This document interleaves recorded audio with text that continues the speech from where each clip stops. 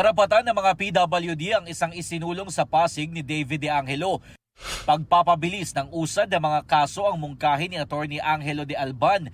Magkakasamang naglatag ng plataporma sa Tacloban sina Mimi Doringo, Modi Floranda, Amira Lidasan, Liza Maza, Jerome Adonis, Nars Alin Andamo, Ronel Arambulo, Representative Arlene Brosas, Teddy Casino at Representative Franz Castro.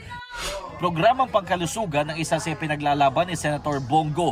Nagdaos ng Grand Rally sa El Salvador, Misamis Oriental sina Atty. Raul Lambino, Dr. Richard Mata, Atty. Vic Rodriguez, Philip Salvador, Atty. Jimmy Bondo, Senador Bato de la Rosa at Atty. J.V. Hinlo.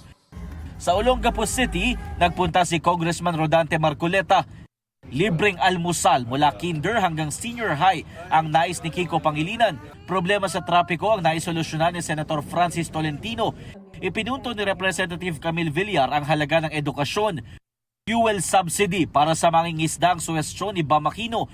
Nag-ikot naman sa Misamis Oriental at Cagayan de Oro si Senator Bong Revilla para palakasin ng mga LGU ang ipinangako ni Representative Bonifacio Busita.